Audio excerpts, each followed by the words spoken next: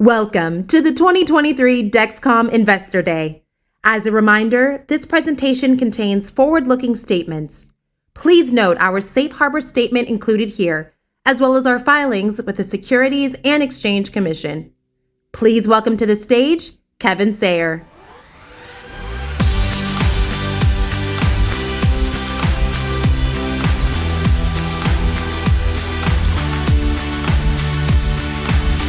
Welcome to San Diego, everybody. On behalf of Dexcom, we are thrilled to host you here and to have you here in San Diego at ADA.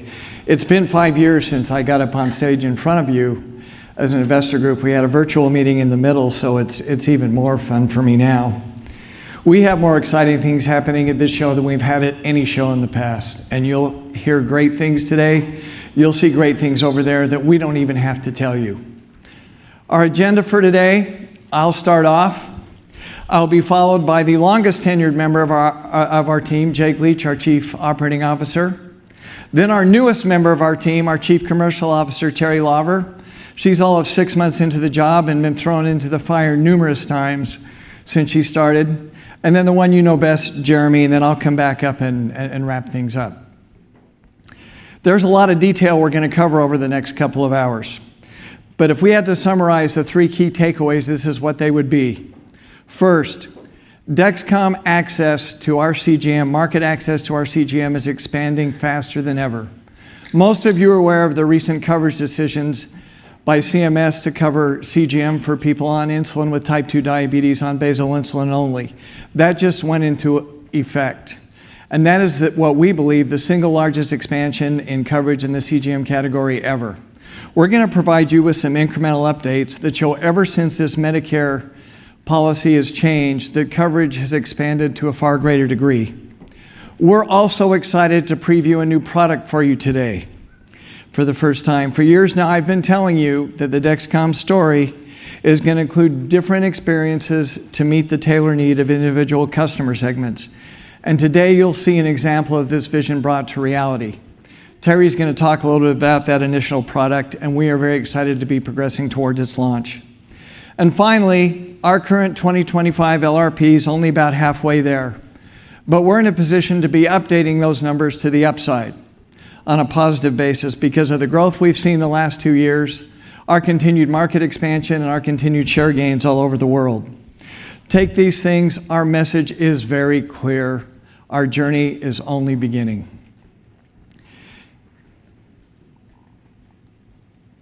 One of the best things about this job has been literally creating an industry. When we started at Dexcom, if we could have got to a phone, we would have been thrilled. But as you look at the first that have come to CGM technology that have brought to you by Dexcom here, we have created experiences that have made us the go-to first line of defense for the type 1 and for the intensive insulin using community over the years. Every single major technological advancement in this space has been driven by Dexcom. We take that very seriously. We're not going to rest on our laurels. We're going to continue to advance CGM and bring solutions that are meaningful to patients across health. You see a few of the features that have demonstrated our leadership here on this new product. Our customers drive innovation at Dexcom, which is why you will see many of our customers and many of our product users all throughout this presentation. But it's not only our customers and the end users. It's their infrastructure and their ecosystem. It's their parents if they're children. It's people my age watching their parents if they have glucose problems and seeing that data. It's for physicians. We need to bring solutions into place that are meaningful. Anybody on our team will tell you one of my favorite things to say, and they're kind of tired of it, when we come in with a new idea is I ask one very simple question. What problem are we solving? And if they can't answer it, we move on. This customer-centric focus has led to this platform that we have today. Our CGM platform is the most connected platform in the ecosystem. We've been connected to automated insulin delivery for helping people with type 1 and now type 2 manage their automated insulin delivery systems for a long time. Whatever your insulin choice is, we bring you a connected solution that could help. We are connected to caregivers through our share system. Over and over again, we hear wonderful stories of people who see data from their loved ones within our share system, and that ecosystem of data was incredibly valuable to healthcare professionals during the pandemic, and it remains valuable today as they offer great advice to their patients in the very short periods of time that they're able to see them.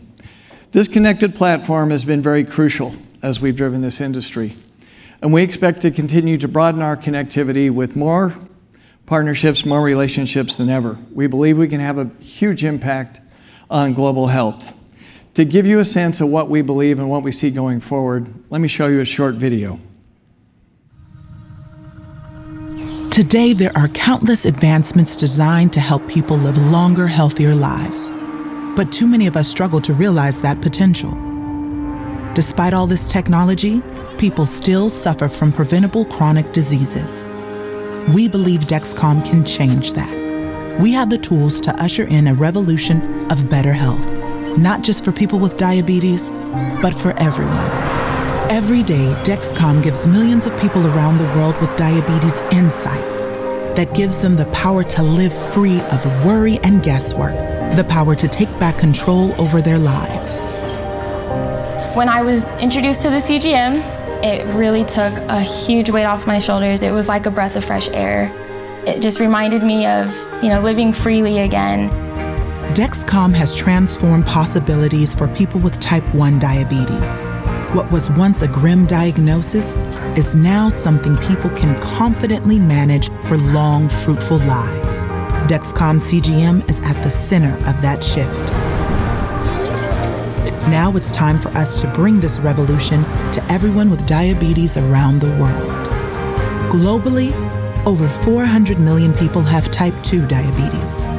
Many are on a frustrating cycle of treatments. Dexcom reveals the impact of food and exercise decisions, empowering people to change their lives. That goes beyond reducing the amount of medication people take. It's the potential to reverse the course of type 2 diabetes and get people off of medication entirely. The first day that I had the CGM, 15 minutes after what I ate, I could actually see how it was affecting my body. Real-time CGM has really changed how a person with diabetes can view the world. The ability to see your glucose changing in moment to moment has given patients instant feedback on the way they eat, what physical activity does, and how their medications work. I lost weight within the first week. It stunned me, frankly. How many more people can we help? The answer is almost boundless. Gestational diabetes impacts 1 in 10 pregnancies worldwide. We can diagnose and manage potential issues to help mothers and babies achieve the best outcomes possible. Hundreds of millions of people live with prediabetes. Unchecked, many will progress to type 2 diabetes. We can stop this by guiding people down a different path. High glucose levels can contribute to obesity, Alzheimer's, numerous cancers, hypertension, and heart, liver, and kidney disease. Obesity kills more people than cancer and heart disease combined, if you look at the complications of it. If we can use CGM as a tool to help prevent obesity or to help prevent diabetes, there isn't a more powerful thing or avenue that we should be doing as clinicians. We aim to build a future where measurements that used to be collected in a physical exam can be collected without a visit to the doctor's office. A future where healthcare is not just about treating illness, but about predicting and preventing disease in the first place. Dexcom sensing tools can be the centerpiece of this revolutionary shift. We can provide tools to help all people understand and improve their health. This is no longer just about replacing finger sticks and blood glucose meters. This is about improving human and societal health on a massive scale. It's time for Dexcom to create a healthier world.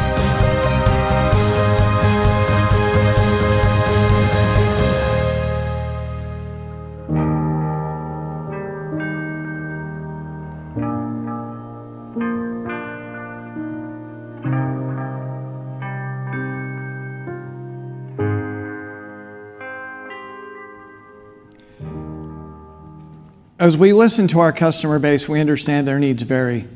For those on insulin, who are our core customers in a market we will always design and serve and be committed to, we've got to minimize the burden of diabetes, help with carb counting, help with insulin dosing, and help alleviate the fear of hypoglycemia. But as we move to type 2 diabetes and possibly pre-diabetes, these are people looking for metabolic health solutions. And we hear less about the disease than we hear more about fear of the disease advancing. These people need tools to educate them and help them manage their conditions. Our CGM products, our hardware and our software solutions, we're going to be custom. They'll be custom and they'll be designed to meet those needs and address those problems. You know, one of our core values at Dexcom is think big. We have 4. As we looked at our mission statement on our wall, it said last year, it said to empower people to take control of diabetes. As you saw from that video, and as we look at our opportunity, thinking big is more than that. So we changed the mission statement down to one word at the end, to empower people to take control of health. This is our new mission. Again, we'll never not be committed to the diabetes community, but we believe there is so much more we have to offer and so much more that we can do. We see a wonderful opportunity to expand what we do into broader metabolic health. So how do we do that? How do we broaden what we do, and how do we address bigger populations and do more? First of all, we have to have customized product experiences. When we build great CGM hardware, we'll have hardware experiences and customized software experiences to address those markets. Second, we have to establish glucose as a broader health measure, and we've got to show that more than time in range and lower A1Cs and the diabetes-related metrics, we have to develop metrics and outcomes to other comorbidities such as obesity, such as cardio health, and things like that, to define glucose as a measure of the whole person. And finally, we need to show that our systems are cost-effective and drive reduced costs throughout the system. Let's talk about a few of these. Tailored software experiences are coming. I said again 5 years ago at that meeting, and actually I said it to Terry Gregg my first month of work 12 years ago, that I envision the day when Dexcom is going to be a software company, or more of a software company. That day is coming. Our Dexcom One product is our first foray into that world. That's a different software experience than we had before. As we look at each of the groups that we want to serve, we need to better develop software experiences for these people.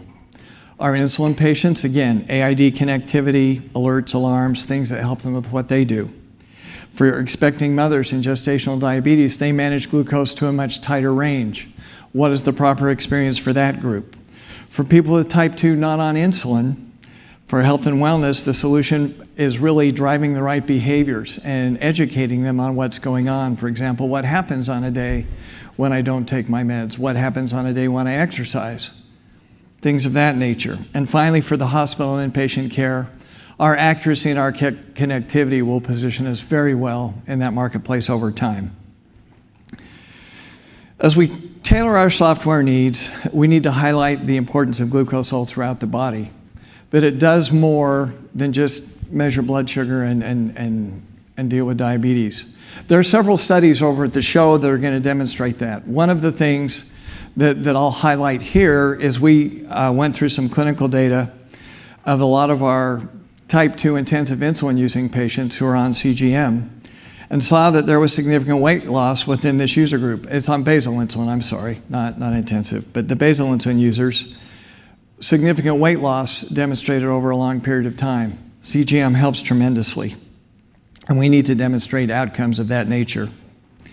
On the cost front, 1/4 of the dollars spent in the United States on healthcare are spent on diabetes. These trends have to change.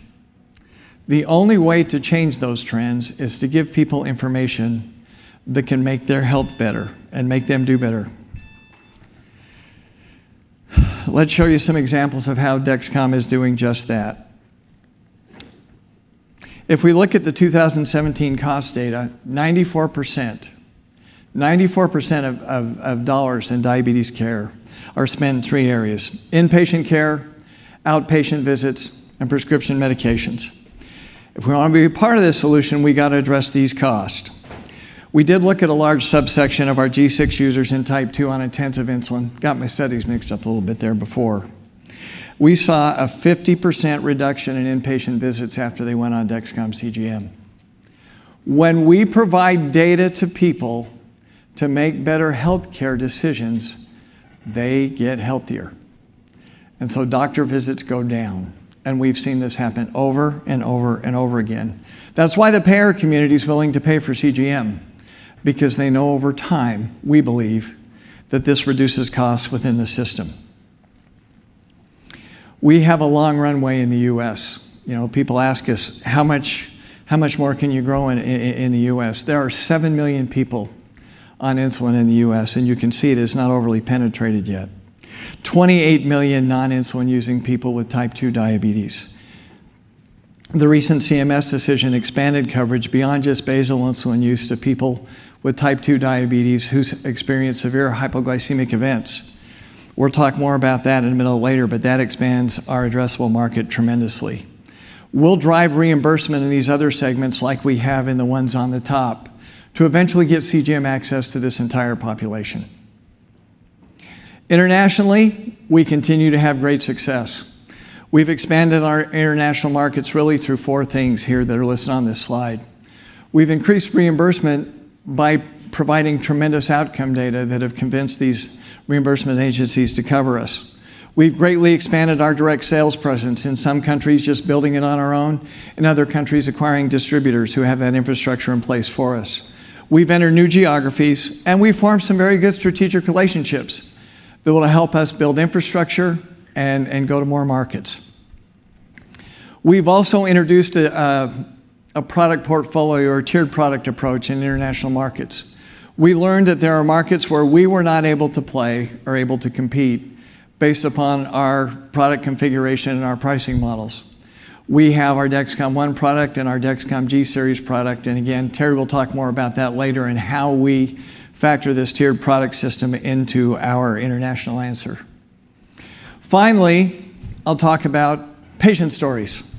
My wife's job is to wear Dexcom swag everywhere we go so somebody in the airport will give me a hug. And it happens. But I made a new friend recently. We had a graduation party for a family that are good friends of ours, and I met the 81-year-old grandmother of my son's old college roommate and heard her story. She was diagnosed with type 1 30 years ago while she had 5 children. It literally crushed her. Her body's fallen apart. She had trouble hiking and dancing and doing all the things she loved to do. And by the way, she has sent me videos of the commercial she wants to star in. She's promised she wouldn't be that expensive. But I talked to her about what she's done to take care of herself. And she described this incredible scientific journey, how she's adjusted her basal rates to be higher because her boluses are lower, and her life is better than it's ever been in diabetes care. 81 years old. Medicare patient. Basal insulin users are going to have the same opportunity. I guess I'll have as much fun hugging the 81-year-old as I do the kids. With that, I'm now going to turn it over to Jake Leach, our Chief Operating Officer. Jake? Ladies and gentlemen, please welcome Jake Leach.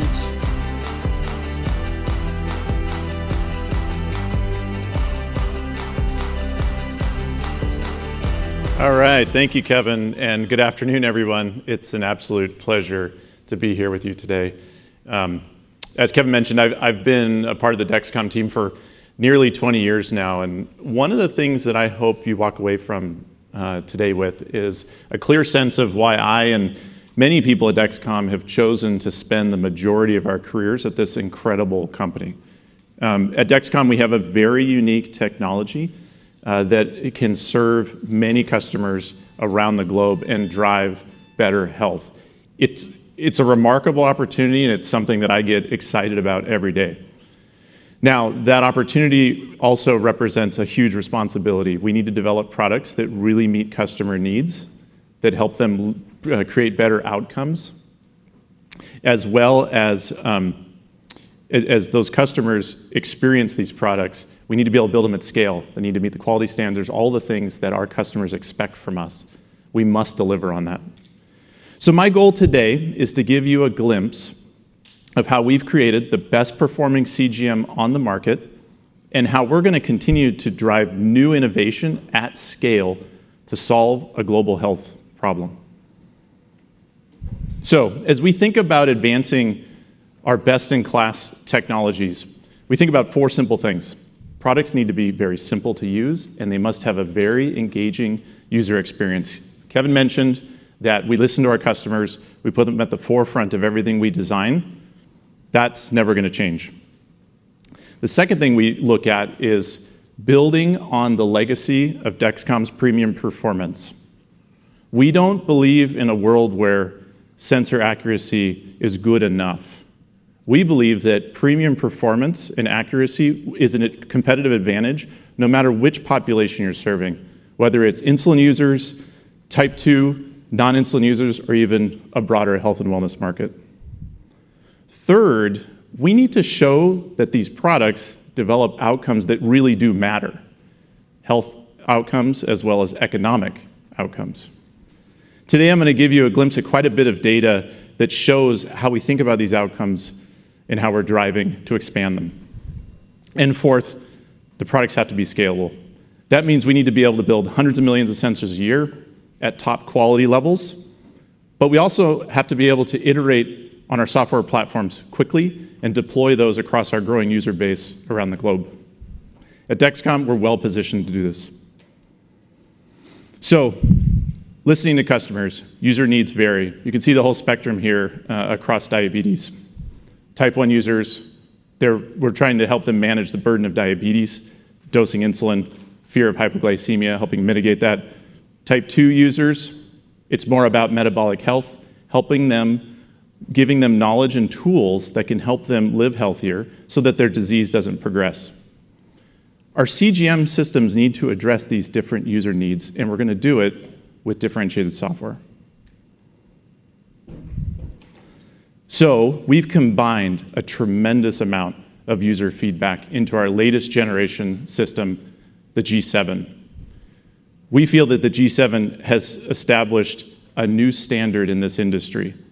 Highlighted by its premium accuracy, G7 is the most accurate CGM available. It's also an incredibly simple CGM to use, quick onboarding steps, all-in-one disposable, the fastest warm-up time of any CGM. It also is a very engaging platform. Our mobile app was redesigned to combine everything a user needs into one simple app. It also, built into the platform, is the leading connectivity that gives our users tremendous choice in their insulin delivery, as well as their different data displays that they choose. So as we look to move forward on this platform, what we're doing is taking this core hardware platform and continuing to enhance it with features that drive outcomes for users and ultimately drives better health. So as you can see, we've demonstrated the ability of our unique features of the Dexcom CGM systems to drive real clinical outcomes. Let's look at a few examples. Our predictive hypoglycemia alert, the urgent low soon alert. What does that alert do? It gives users 20 minutes heads up on when they have an impending low glucose coming. They know before they go low. So what do they do with that extra time? It gives them the ability to treat that low before it happens. With that, users that use that feature, we've seen a significant reduction in hypoglycemia, but we've also seen a reduction in the rebound hyperglycemia. That's because they're not going already low and over-treating that low, then driving their blood sugar up. They're able to take a more measured approach. Similarly, the delayed onset hyperglycemia alarm, that's a brand new alarm that we've introduced. And what that alarm does is it allows you to set a threshold and a time period, because insulin takes time to act on high glucose. So they take insulin. This alarm can be configured to only notify them if the insulin that they took wasn't enough. So again, a more measured approach, more intelligent alarms, significantly increases time in range and also decreases rebound hypoglycemia. Again, they're not over-treating, so they're actually getting a better outcome. These outcomes extend to the caregivers as we built tools for them to remotely monitor their loved ones. Those who use the Follow app, we see that for the user of the CGM, more time in range, better quality of life. Our Dexcom Clarity software for both physicians and users is consistently ranked as one of the leading softwares in the industry. Users that engage with that software have significantly higher retention as well as better time in range and just overall satisfaction. So when you take all of these outcomes that are designed and built around custom features that Dexcom offers, you could easily draw a very clear conclusion that not all CGMs are created equal. And so let's take a look, let's demonstrate this. Let's look at a group of patients. This is a recent pilot study that was done in a healthcare center in northern UK. And what we did was we enrolled patients that were on intermittent scan CGM, have type 2 diabetes, on intensive insulin. And what did we see in this study? Well, what we did was they were on the intermittent scan for 1 to 3 months, and then we transitioned them to Dexcom CGM. And after the transition to the Dexcom CGM, we saw this group's hospitalizations go to 0, significant reduction in utilization of the healthcare system, basically just by transitioning them to Dexcom CGM. We also saw a reduction in their primary care visits and specialty visits. So the technology and features of the Dexcom CGM dramatically reduced their utilization of the healthcare system, gave them a better outcome, and ultimately saves the system a significant amount of money per user per year after the cost of the CGM. Simply put, these greater safety metrics were driven by the use of CGM. Our leading safety profile that you just saw extends into automated insulin delivery. This is data from a very recent publication in Diabetes Therapy that highlighted all of the clinical studies that were used for either an approval of an automated insulin delivery system or showing the outcomes that that system could produce. And what you see here is for the vast majority of AID systems on the market, all of those studies were driven by Dexcom CGM. We've dedicated nearly 15 years to this space, and we're incredibly proud of our ability to work with our partners to provide the best performing sensor, as well as one of the best performing AID algorithms with our Type 0 technology in Control-IQ.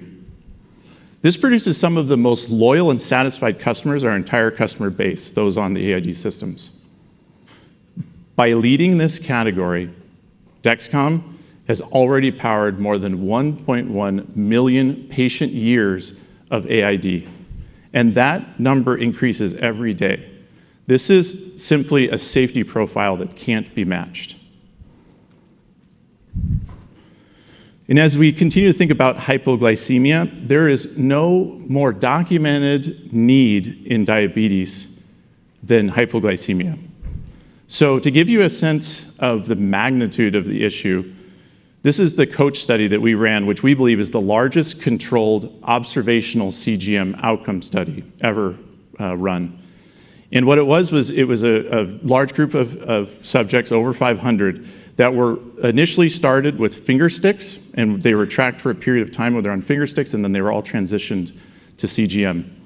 During that period where they were not using CGM and they were on finger sticks, we saw a 21 times greater incidence of severe hypoglycemia than DKA. Both DKA and hypoglycemia are serious issues, but hypoglycemia is by far much more prevalent. What did we see after they transitioned to the CGMs? Well, we saw significant reductions in hypoglycemia, and the DKA events went to 0, which makes sense because they were using CGM to manage their diabetes. They were not experiencing extended periods of high glucose, so they weren't at risk of developing DKA. We've built our reputation on our ability to accurately sense glucose, particularly in the low region, to help minimize the fear that our customers and caregivers alike have.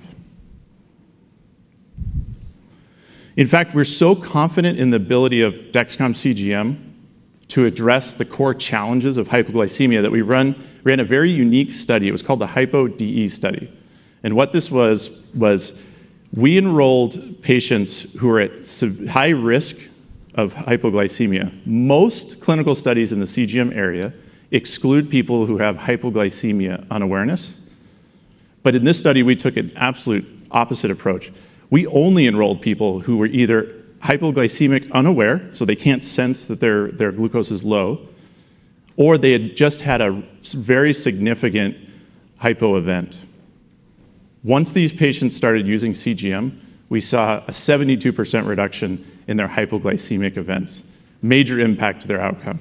We also saw a reduction in their overnight lows, which is when they can be most susceptible to hypoglycemia. And we also saw less stress related to the management of their diabetes. We've clearly been at the forefront of addressing this core issue of diabetes management, and we are proud to extend this to a broader section of patients. If you recall, we advocated quite heavily to CMS for coverage of level 2 and level 3 hypoglycemia. And we were thrilled to see that CMS they agreed with us and included those level 2 and level 3 hypoglycemia, people who experienced that, in the coverage decision when they expanded it to basal insulin users as well. And so you may ask, why did we push so hard for that? Why was that so important to us? And many of you have asked us to size that opportunity since the decision occurred.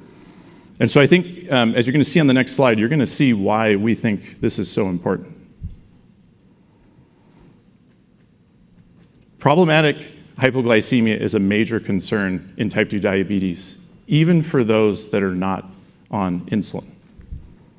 Our medical health and science economics team actually just a couple hours ago presented a study where this data is based on. What they did was they looked at a very large population of Medicare Advantage patients, over 2 million patients. And these are patients that had type 2 diabetes that are not on insulin. And what we found in their medical record was that more than 15% of that population not on insulin had specific hypoglycemic events in their medical claims records. So at that rate of occurrence in a population of non-insulin users, that would suggest that there's somewhere between 3 and 4 million additional people in the US that can benefit from Dexcom CGM technology. Kevin mentioned at the onset of the presentation today that we're experiencing the largest expansion of coverage in history. And I hope that this helps you understand why we are saying that. We also believe that Dexcom, because of our strength in mitigating hypoglycemia, is uniquely positioned to win in this area. And in the same way that we've led the industry in outcomes data around time and range and A1C, we need to begin to think about how to expand the outcomes around CGM. We need to show that type 2 diabetes, when managing glucose, you can create better outcomes. You know, the average type 2 patient is dealing with 3 or 4 other core morbidities, and weight loss is right at the top of that list. It's also weight gain and managing weight. It's actually one of the fears as to why people don't transition to insulin. Even though they could significantly benefit from basal insulin therapy, they don't transition because there's a fear of weight gain. So this is some brand new data that's being presented here at ADA. Kevin made a reference to it. It's 300 insulin users, basal insulin users, from our customer base that went on to CGM, and we followed them for 8 months. And we saw clinically significant A1C reductions. That's expected, right? That's what we showed in our mobile study, that A1Cs came down for basal insulin users once they started using CGM. But we also saw clinically significant weight loss in this population. Nearly a 5% average weight loss over that 8-month period for that population of users. It's incredibly powerful to be able to tell someone they can go onto insulin and effectively manage their diabetes, get a better outcome, hit their targets without the fear of gaining weight. In fact, they can actually reduce weight. We've been a leader in outcomes around CGM since the inception of CGM, and we look forward to the next steps in our journey as the leader in this space. So, when you look at all of those outcomes that we can drive and you combine that with the size of the opportunity in front of us, our ability to scale becomes incredibly important. And the only way that we can take advantage of this opportunity. From the onset, when we designed G7, we hoped that we would be at this place, at this point in time where we could help people around the world, millions more individuals, live better health. And G7 was designed for scale from the start. With our automated sensor lines, we're in the midst of an unbelievable opportunity here. And it's not limited to the G7 platform. It's also with G7 and Dexcom ONE, we redesigned our software platforms so that we could deploy those software enhancements rapidly across the user base, giving them more features that they can utilize to drive better outcomes. So we've been building on our global manufacturing footprint, really thinking about it regionally and how to serve a global market. We just recently announced that we'll be building a new plant in Ireland to mainly serve our growing European business. I'm also very excited to announce today that our Malaysia plant is now producing commercial G7 sensors. In fact, a number of us are actually wearing G7 sensors that were produced in Malaysia as part of the initial qualification builds. This is a huge milestone for us. It represents years of investment in a facility that is a key step towards achieving our long-term cost targets. And here you can get a sense of our scale journey. We began producing sensors locally here in San Diego. That's where our first sensors were produced. We introduced our Mesa facility in 2017. And you can see the scale journey is in the number of sensors, the sensor capacity per year. And as we go from 2017 out to 2025 with the contribution of our Malaysia facility, we're going to increase our capacity by nearly 20 times. And this is before any contribution from our Ireland facility. We often remind our investors that this is one of our biggest advantages is our ability to scale rapidly and launch products at scale right after they're approved. And with our significant capacity expansion and the launch of our first international manufacturing facility, we're in a great position to give you two key updates related to our scale. I'm excited to announce that we remain on track for a long-term cost target, standard sensor cost of $10 per sensor. So that's $1 per day for a 10-day sensor. So combining this with the 15-day sensors, it gives us the flexibility to continue to expand our market and grow into new areas. Today, we're also in a very strong position with our ability to produce G7 hardware. We feel very confident about where we're at. Those lines are up and running. And as we are there, we are happy to announce that we'll be switching the Dexcom ONE product over to the G7 platform at the beginning of next year. It does two things for us. It lets us take advantage of the scale of the G7 hardware and manufacturing lines, but it also gives our Dexcom ONE user base that continues to grow the great benefits of the G7 platform from simplicity and ease of use. So as we drive forward on those important updates, we're also in a position to iterate now much faster on our software than we've been in the past. You've seen us as we've launched G7, we rapidly rolled it out across many different geographies, different languages. Our new software platform allowed us to do that. We've also had a steady cadence of enhancements to the G7 app since the US launch. We implemented the ability to validate user accounts with text versus email, a significant reduction in the time it takes to set up accounts and onboard a new patient. We've also reintroduced the Silence All alert with a new release that we did to the US so that US customers could benefit from more discretion on their alert settings. And then we had another release that came out that is allowing users, it allows the app to connect back to Bluetooth when the user walks away from their phones. When you have a Bluetooth connection loss, when they come back in, it connects up much faster. And with the investments we've made in this platform and our team over the last couple of years, we're just getting started with the speed at which and the amount of features that we can roll out that give our users meaningful features.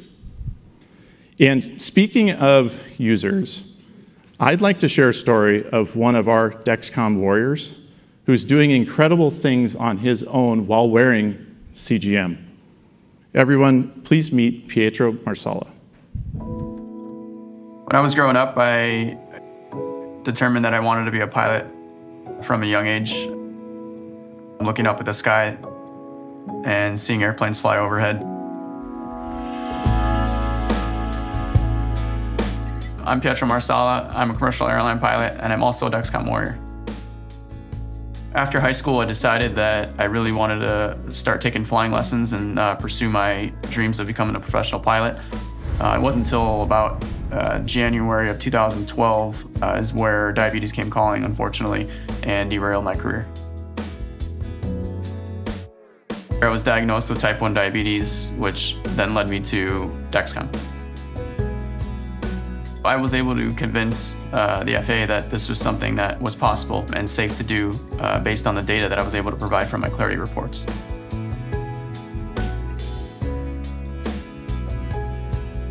My very first experience with Dexcom was on the G4, actually, and immediately upon using it, I recognized that this was a game changer, not just benefit my health, but benefit my career. I recently received a conditional job offer from American Airlines. It was my greatest accomplishment, finally fulfilling my dream. It just meant the world to me, my family, and all my loved ones that have been through this with me. You know, from being diagnosed and having your dreams crushed to Dexcom, the biggest player in the game for continuous glucose monitoring, to come and invite you and dedicate that line to you is just such a great honor.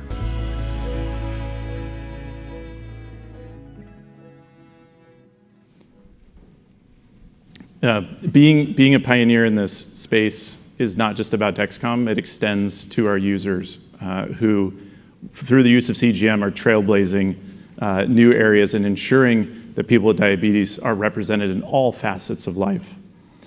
We can't wait to hear more stories like Pietro's as we press forward and bring CGM to millions of more people around the world. And to give you a better sense of how we're going to do that, I'd like to introduce you to the newest member of Dexcom's executive leadership team, our Chief Commercial Officer, Terry Lauber. Ladies and gentlemen, please welcome Terry Lauber.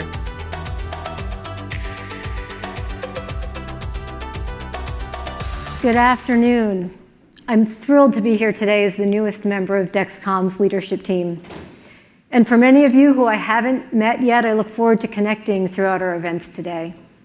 You know, over the last few months, as I've traveled meeting our teams, our customers, and our investors alike, the first question I usually get is, Terry, what attracted you to Dexcom? Well, the answer to that's pretty straightforward and reflects several of the themes you're hearing throughout today. First, the sheer magnitude of opportunity for impact is unparalleled. The market, total addressable market we can meet with Dexcom's products might be the single largest opportunity in all of healthcare. Then we combine that with our distinctive technology and customer-centered approach. And as impressive as Dexcom's growth has been in recent years, I believe we're just getting started. We see multiple growth curves on the horizon, with both our current products and future products, some of which we'll preview today. And then I've seen firsthand with my family and friends the life-changing benefit that Dexcom technology can bring. And I couldn't be more excited to help bring those benefits to millions more people around the world. So today I want to talk a little bit about our commercial strategy, our opportunity, and how we're executing against those. Our commercial runway is truly unparalleled, and our commercial strategy is grounded in three tenets. First, We start with a distinctive understanding of customer needs and translate those needs into differentiated products that deliver customer outcomes beyond what anyone else can do. You saw some of this from Jake and Kevin's presentations, and we're going to continue to raise the bar here, understanding and having insights to customer needs even before the customers can articulate those needs themselves. 2, as our markets evolve, we have to evolve how we translate our differentiated outcomes into differentiated medical education, differentiated promotional messaging, and differentiated market access. You've seen some of this with our recent G7 launch in the US, and more to come. And 3, as we're expanding into new markets, we have to do more than just expand into those new markets, whether we're talking about geographic markets or market segments. We will continue to shape and lead those markets as we expand them. Now, everything we do starts with the customer. And when we say customer, we define our customers holistically, starting, of course, with the end users and their families and caregivers, but also including our healthcare professionals, our channel and distributor partners, and of course, payers and health systems around the world. And I'll address each of these, but let me start with the end users and their caregivers. We listen and learn every day from their experiences.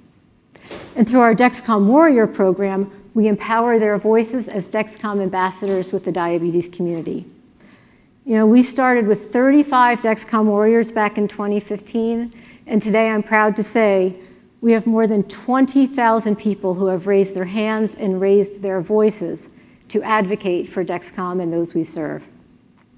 These include people from all walks of life and with all types of diabetes. People like Nick Jonas, who you've seen in many of our ads, and people like Mark Andrews, Pro Bowl tight end with the Baltimore Ravens, who will be joining us later today, and I understand some of you might have an opportunity to throw some passes with him. These warriors not only provide us with unparalleled insight into our products, their experiences, and their needs, they also inspire us every day. So how does this translate into business impact? Well, let me start by describing how this is playing out in the US market. We're passionate about our customers, and our customers are in turn passionate about Dexcom. We have achieved industry-leading customer loyalty and retention rates. When we look at the retention rates for Dexcom customers versus a comparable set of customers for our competitors, we see Dexcom's retention rate is more than 20% higher than our nearest competitor, 12 months after starting on CGM. This is a powerful picture for prescribers, distributors, and payers who are looking to drive the greatest value from each CGM start. And payers increasingly understand that Dexcom not only delivers clear clinical outcomes, but that these clinical outcomes translate into value for the health system. At ADA this weekend, I encourage you to look for a late-breaking poster presented by our health outcomes team. This poster compared claims data for people with intensively treated type 2 diabetes and demonstrates that based on the differentiated outcomes, Dexcom CGM delivers $1,700 per year of incremental value versus the nearest competitor's intermittent scan system. Now, as a result of having such differentiated outcomes, we also have the most covered CGM system and the lowest out-of-pocket cost in the United States.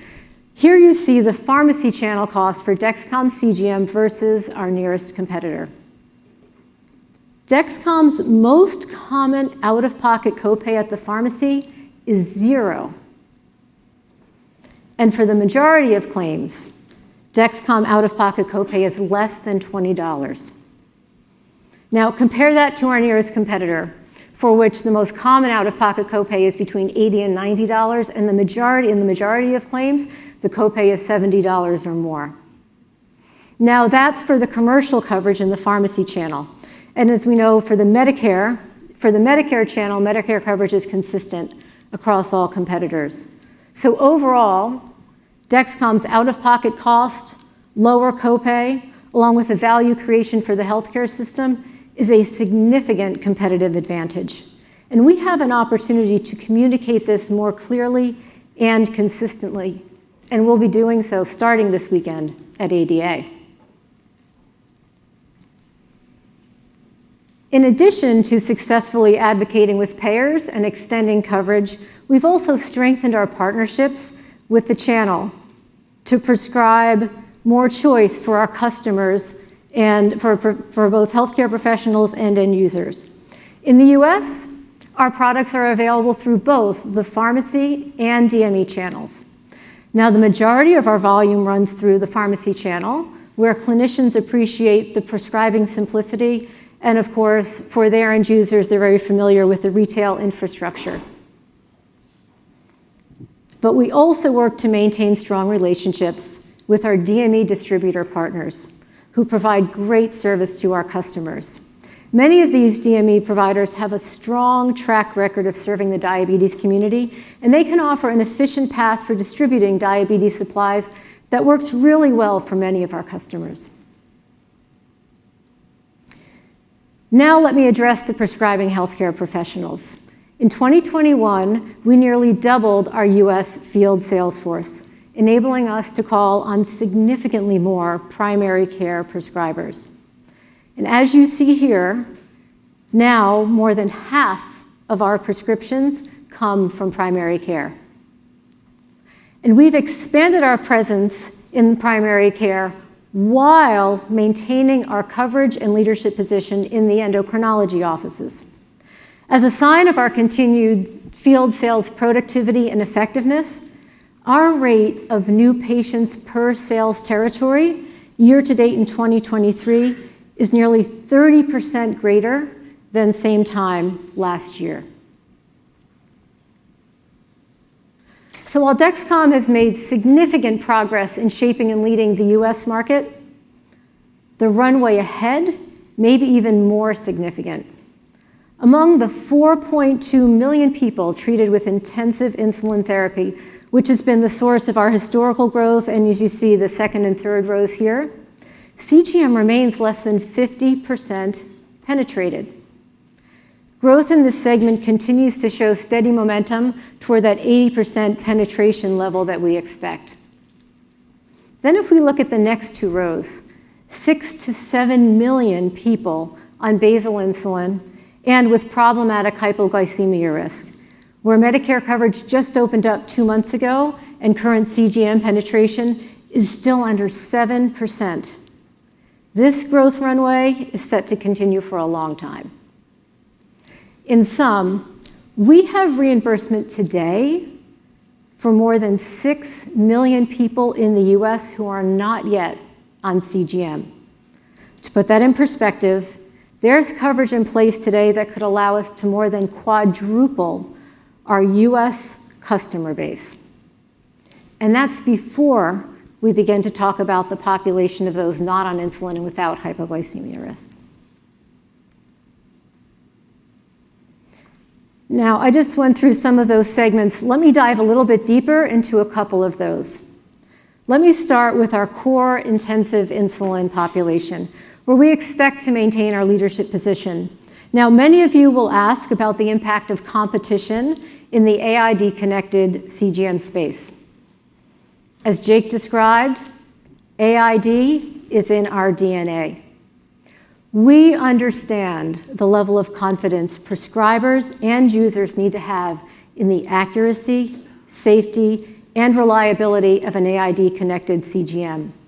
And with over 34 publications and 1.1 million years of user experience, Dexcom has, over the last 15 years, established an unparalleled accuracy, safety, and reliability profile with distinctive features like our predictive low alerts. And customers agree. In a survey where AID customers were asked their primary reason for choosing their AID system, among our two current primary pump partners, These customers cited Dexcom integration as the #1 reason for choosing their pump. Now, we do expect new entries into the CGM connected pump space will grow this segment, and we intend and expect to continue leading in this segment. We're also well positioned to extend our leadership into the type 2 basal insulin segment. Now, most of you are aware of our mobile trial, first shared 2 years ago at ADA. It was this trial, along with support of its outcomes from the diabetes community, that led to the recent CMS coverage expansion. And we need to be very clear. The outcomes you see here on the slide from the mobile study were generated only with Dexcom CGM. And at the end of that study, 94% of participants wanted to continue using their Dexcom. One reason we're so confident in G7 is this product is not only distinctive at meeting the needs of the intensive insulin segment, it is also distinctive in addressing the needs of the type 2 basal population, with features like customizable alerts, faster startup, and overall ease of use. On average, older adults can set up a G7 in under 13 minutes. Now, having started my father on a Dexcom when he was 79 years old, I can tell you how meaningful that is. And 98% of G7 users on Medicare say they find G7 easy to use. Our teams are out there right now working to educate customers across channels of these distinctive benefits. And Dexcom's basal opportunity continues to be validated with the payers. It often can take 18 to 24 months for commercial coverage to catch up after a CMS coverage expansion. I'm pleased to report, however, that for Dexcom, we've already established 60% commercial coverage for type 2 basal users, including the 3 largest pharmacy benefit managers in the United States. This, of course, expands and amplifies the impact of all of our commercial efforts. Now let's talk about the non-insulin population with high risk of severe hypoglycemia. Most of the recent news about the CMS coverage expansion has focused on the basal opportunity, but as Jake described, this population is also significant. This data suggests there are 3 to 4 million people in the US in this population. And Dexcom here again has the right product to lead in this population. Only Dexcom delivers both the most accurate sensor and urgent low soon, our feature that can predict the risk of severe hypoglycemia up to 20 minutes before it occurs and prevent it. There is no CGM better equipped to prevent severe hypoglycemia. Now, this is a segment we have not traditionally focused on through our medical sales and marketing efforts. And so as we move into the back half of 23 and into 24, we will be elevating our commercial focus and leading the expansion with this significant population. Taken together, you can see why we're excited about our continued strong growth and leadership in the US market. Dexcom delivers a leading customer experience with industry-leading loyalty and customer retention. And with G7, we have the industry's most accurate sensor that is incredibly simple to use, that is also the most covered and has the lowest out-of-pocket costs. We have the right commercial infrastructure for leading with the endocrinologist and expanding our leadership in primary care with the type 2 basal and severe hypoglycemia markets where coverage has just opened up in the last couple of months. And when we take these covered populations together, intensive insulin therapy, basal, and those with severe risk of severe hypoglycemia, the CGM market in the US is only 20% penetrated. So we have significant runway ahead in the US. Now let's turn our attention to the international opportunity, where we are earlier in our growth journey, but equally excited about our trajectory and our path forward. Our team's doing an excellent job executing on the strategy that was laid out at our last Investor Day. We're expanding access significantly. We've created a targeted approach that addresses the different market access environments around the world. And we're leveraging our product portfolio to both expand into and take share in new markets. Dexcom's product portfolio, together with our differentiated clinical outcomes, position us really well to compete across the different market access environments and landscapes we see around the world. In markets with broad and strong reimbursement like Germany, our G series is our exclusive offering. Then if we look at the other end of the spectrum, there are markets that have traditionally had very limited reimbursement. In these markets, Dexcom ONE, delivered through our e-commerce platform, will be the primary offering. And it's been extremely encouraging as we've launched Dexcom ONE on this e-commerce platform in many of these markets to see government reimbursement actually follow quickly after our product introduction. And then there in the middle, there are several markets, in particular in the EU, where there is a tiered reimbursement system, with one set of features and reimbursement required for a higher risk population. Typically, that's an AID-connected population, and a different reimbursement scheme, often for MDI or lower risk populations. And here, we leverage the portfolio that Kevin described, with both our G series and Dexcom ONE being able to compete then across those segments in these tiered markets. With this approach, we have expanded our covered access for more than 3.5 million people outside the US in just the last 2 years. In parallel, we continue expanding our global footprint.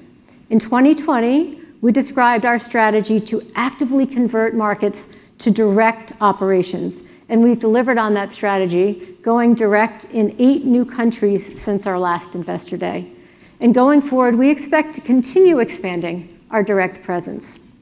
Now, simultaneously, we're expanding our presence through strategic partnerships in geographies where that approach makes more strategic sense.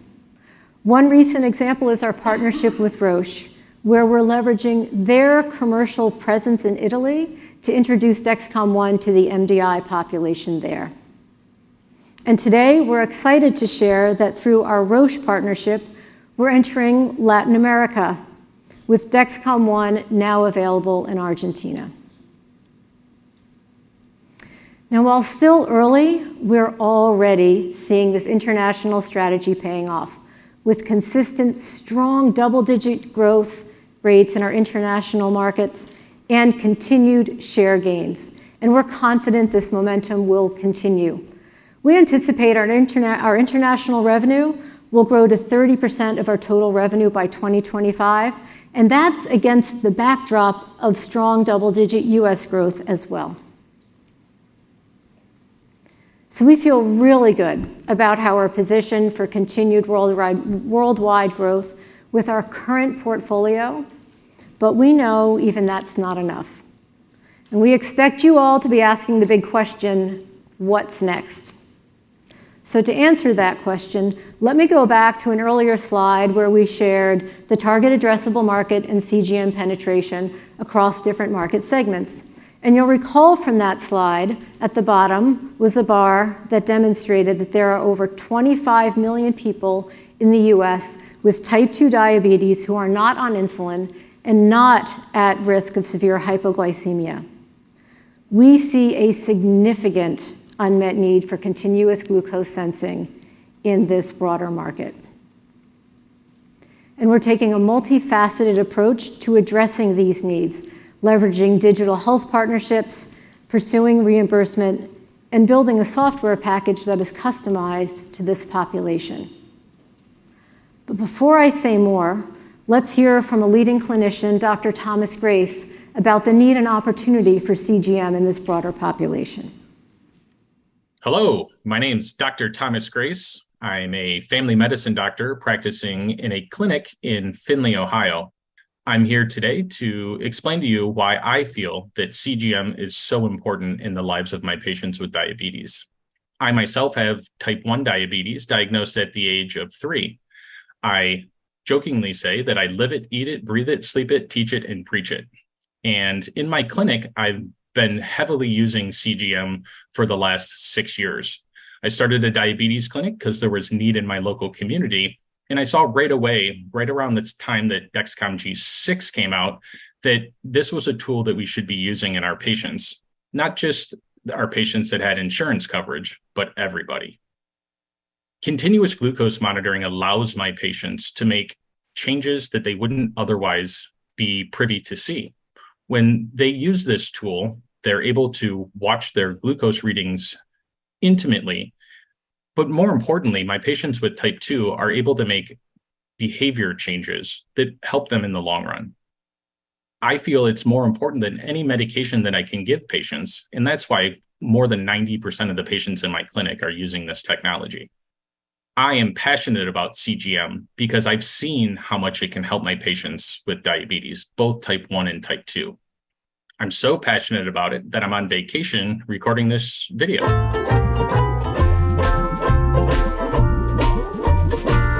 So the project that we started in Findlay, Ohio was initially rolled out with the Dexcom G6. Now that we've been using the Dexcom G7 with all its new features and ease of use, I think that this is going to get the ball rolling even faster.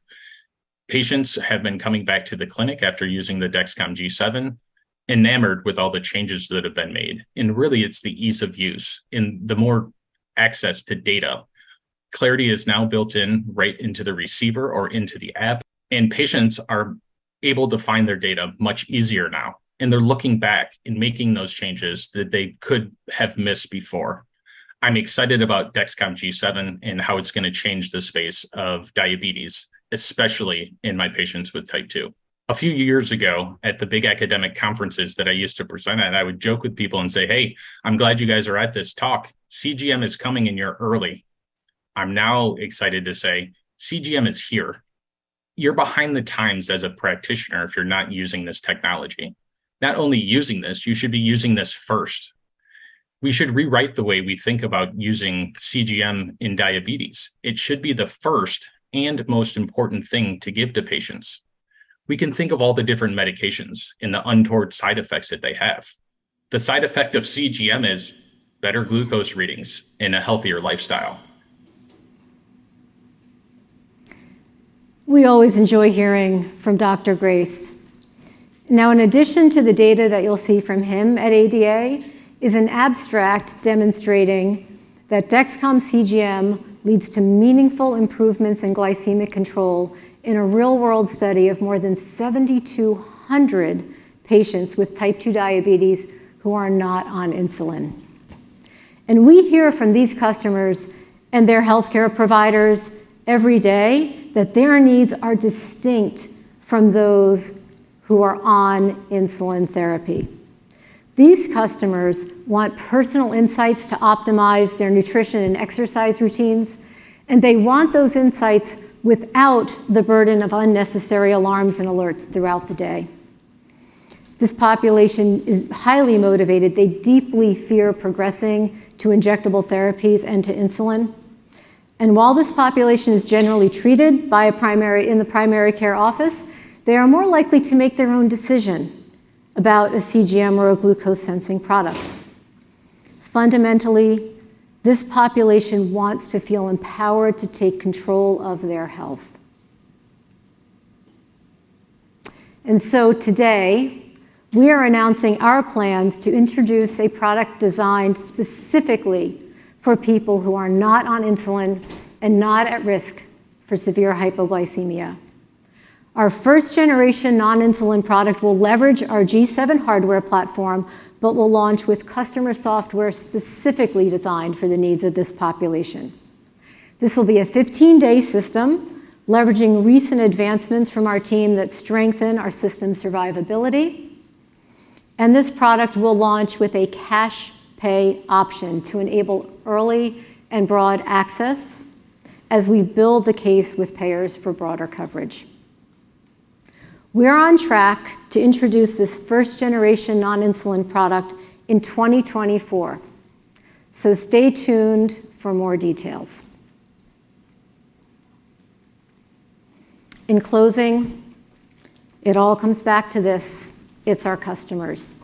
Last month I was with my family hiking in Yosemite National Park, and I was trying unsuccessfully to keep up with my children as we were hiking up to Yosemite Point. I was wearing my Dexcom hat, and a young woman came up to me. She saw a Dexcom. She said, "Dexcom!" And she ran over. She showed me the sensor on her arm and proceeded to share with me just the incredible life-changing impact that Dexcom has had for her and for her family.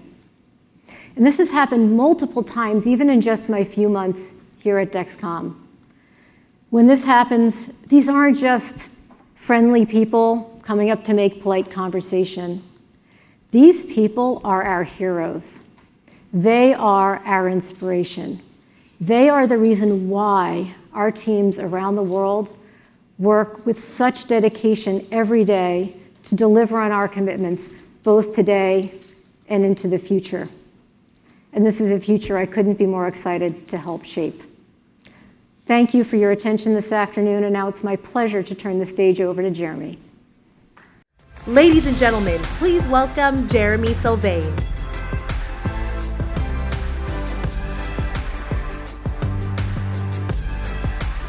Hello, everybody. I see a lot of familiar faces. Certainly happy to have you here today. Thanks for spending a little bit of time this afternoon with us. I hope you've really enjoyed the presentations by Kevin, really breaking down where we're going over time, Jake laying out the R&D roadmap, the scalability, and certainly Terry's presentation around the commercial opportunities ahead of us. It leaves us incredibly excited about the opportunity to serve. There's so much opportunity out there for us to address this unmet need, and we're very excited to be the ones that are best positioned to serve it. Let me first start by circling back to a slide that Kevin shared. This slide has a little bit different meaning now that we've been able to share a little bit of our roadmap. Just reminding you, starting in the top left section there, intensive insulin. This is where we've really been historically, and I hope we've demonstrated why we believe we'll continue to lead in this space now and going forward, in a space that's less than 50% penetrated. On top of that, we think our advancements in technology, specifically addressed at customer ease, really help address that type 2 basal opportunity. As you might have walked in here, you might have assumed CMS coverage as the primary reimbursement, but now knowing that we have 60% coverage across this population in commercial Medicare Advantage as well as in CMS. It's an incredible opportunity to help meet that need. And we talked about problematic hypoglycemia with CMS coverage. 3 to 4 million people, and a real opportunity to help address that. And then, of course, you heard Terry talk about the opportunity with our new non-intensive product, really addressing the remaining 25 million people and beyond. And what we haven't talked about, and we're still making great progress, is around gestational and hospital. And just as a reminder, we absolutely are working there, where we are working on clinical evidence around gestational, but we are taking our sales force and addressing some of the OBGYN population and meeting the need of gestational diabetes and preventing it where possible, as well as working on clinical guidelines, clinical outcomes, as well as workflow on hospital.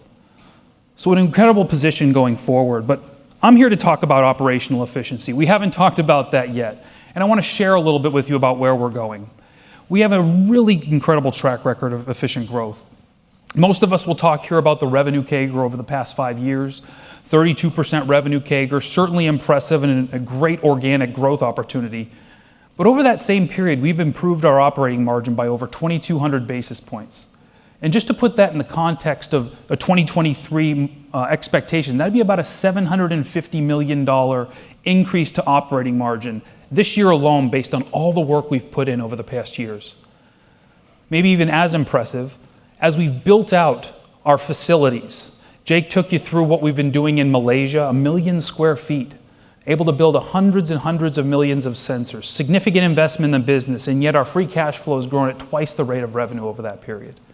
It just demonstrates the cash flow, the great organic growth story, but the cash flow we're able to drive as a business. And so how do we get there? What ultimately drives it? Our organization is really focused on the culture of embracing those challenges. I can't explain enough just how often we get in meetings and good isn't good enough. we always challenge ourselves to push further, and that's embedded in everything we do. It's not just in product development or in commercial landscape, it's everything we do all the way down to processing invoices. We're really focused on those changes. You can see some of the things we've done about maximizing efficiency. Channel optimization. For many of you that have been here over the years, we talked about as we moved more into the pharmacy or moved out of direct through the DME space, we were going to leverage that in ultimate profitability, and you've seen that in operating and margin expansion. And you'll see it continue to happen over the years. Our GBS, and we'll talk a little bit more about this. We've leveraged the technology and the capabilities and how we locate folks across the world. Also how we focus on automation. You know, despite all the moves we've made over time, we've done an incredible job of maintaining gross margins. And it's core in our culture to think about how we design our product. And certainly Terry talked about direct international operations. You can see where we're leveraging our footprint to go direct. It's built into our DNA. And I'm going to explain a little bit how and why we do that. But first, I want to tell you where we're going. We owe you an LRP update. So why don't we go ahead and get into the revenue range we're updating here. We're updating our revenue range by $600 million. So from 4 to 4.5 billion from our original LRP that we had shared with you in 2020 to for 2025 to 4.6 to 5.1 billion. And just to give you some context for that number, it's really driven by the strength in our core businesses in the US and our international growth. We also expect to have 30%, as Terry alluded to, of revenue from our international markets. I hope this also gives you confidence after hearing the opportunities in basal, as well as our non-intensive product and beyond. We are absolutely confident and well on track to reach our $700 million goal on contributions from new markets. And I hope that what you see is through the work we've done, you have the confidence in that as well. And please remember, these are base cases. You know, we look to come in front of you and provide a base case and always look to overperform. But I want you to know that we feel very confident in this going forward. I also want to update you on our gross margin. You know, Jake came up and talked about all the things we're doing about scale. And with all the expansion and all the growth in Dexcom ONE and beyond, we maintain our gross margin of 65%. Now that includes expanding access and manufacturing on G7 lines. It includes us on track to our $10 sensor standard cost. We're focusing on greater G7 volumes and that throughput we've talked about over time and leveraging fixed costs. By moving our Dexcom ONE system to G7, we expect to accelerate our capability to getting to full scale. And we talked about sensor duration getting to 15 days, announcing our first one with our non-insulin product in 2024, as well as making sure that you guys have the confidence in that the technologies are there. I also want to talk a little bit about then the updated LRP for our operating and EBITDA margin targets. So we're increasing our operating margin targets from 20 to 21%, and our EBITDA targets from 30 to 31%. To put that in context, in 2025, that implies over $1 billion per year in operating margin and over $1.5 billion a year in EBITDA. It's incredible progress over time, and I think you can see the operating leverage we've been driving into the business, the capability of thinking of technologies to scale over time, as well as how we've thought about cash flow generation and discipline is really playing out. So now let's talk a little bit then about how we're viewing operational efficiency. We view operational efficiency as a growth driver. It's core to our business. It's not just on how we come up with new products, but it's really about how we drive our business for long-term revenue opportunities. You can see on the sign, we really focus on innovating everywhere. That's absolutely part of everything we do, but we know that operational efficiency and cost allows us to be flexible in our go-to-market solutions. It allows us to be flexible in working with folks for new markets that we're going to address over time. We also know as we move into new markets across the world, by addressing the cost of our product, the cost of delivering therapy, we can maximize growth and customer impact. We think about this from all angles. And at the end of the day, our goal is to help as many customers as possible by giving them access to our therapy. And we'll talk a little bit more about that, but we are first and foremost focused there. And before we get into it, I want to make sure you guys know this is not about cost cutting. This is really about embracing investment, innovation over time, and really driving it into the places that make difference. And so what are we doing? Well, we've got an initiative going on called Cost to Execute in our organization. We started this a few quarters ago. And it really goes from the board, to the management team, to every employee in the organization.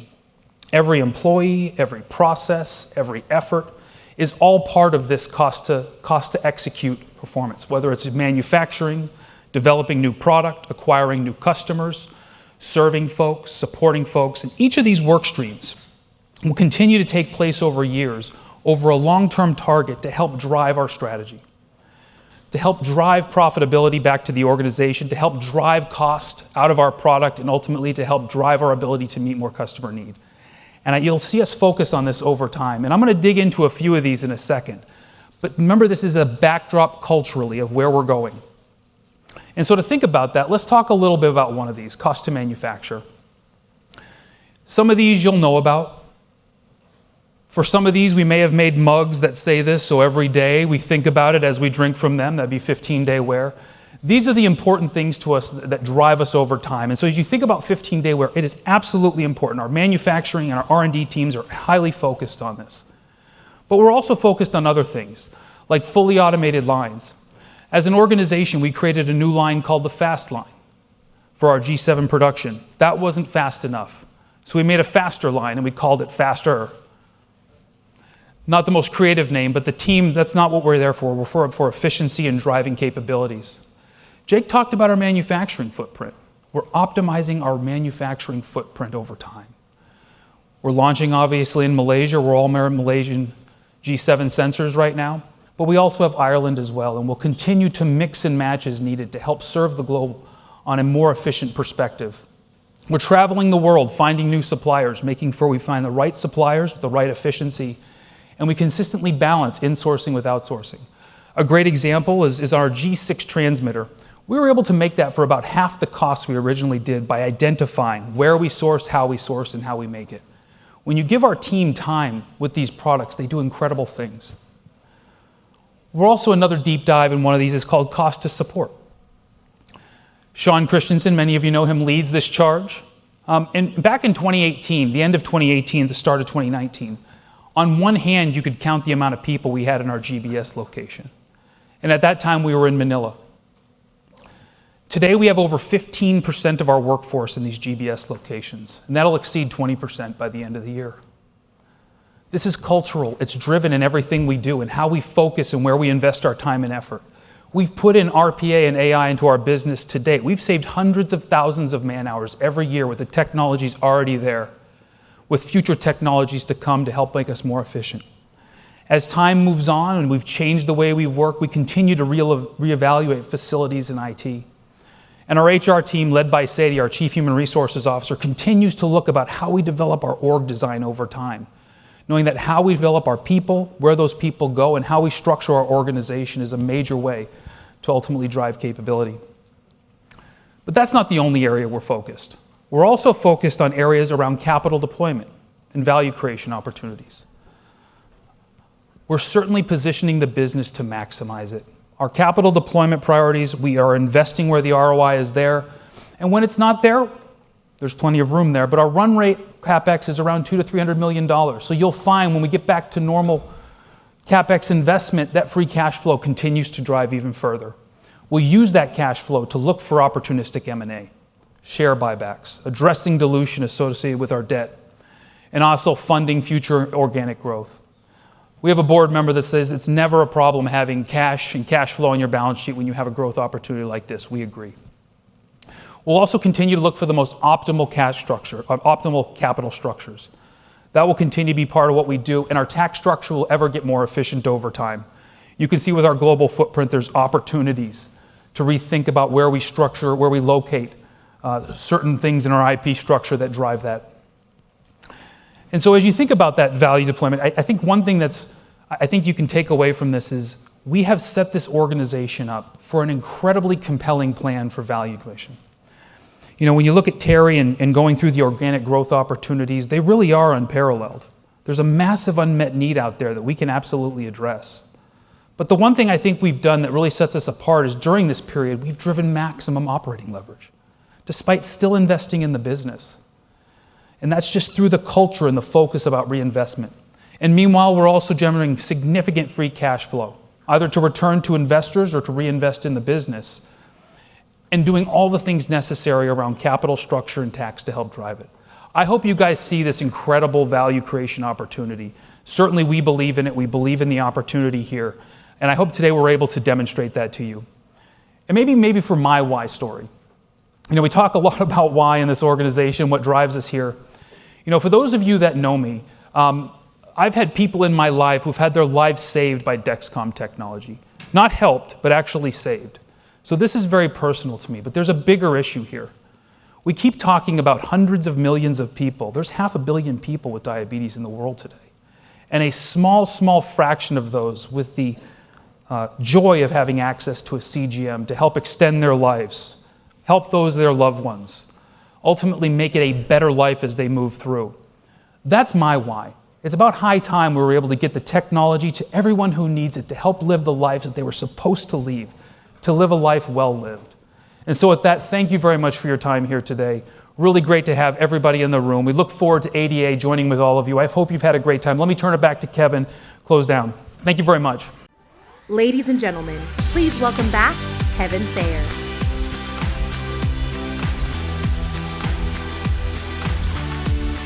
All right, let's go back to the 3 takeaways. As we summarize, first of all, market access is growing faster than at any time in our history. And you heard about some of those market access wins and those things we're doing to drive expansion of our addressable markets.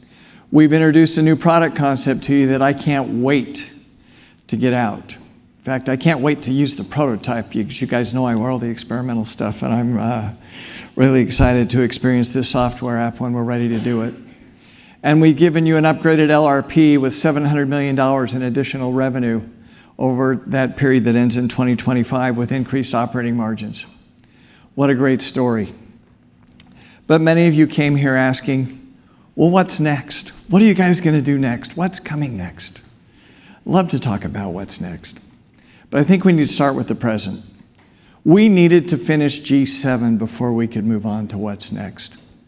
This lift has been incredible. Everything we do now is different from an operational perspective than it was before. We had to get G7 out to start that runway we have planned for the future. There are some very tangible G7 things that you can count on over the next several months. Our first extended wear product with the non-insulin using product that Terry described earlier will be launched in 2024.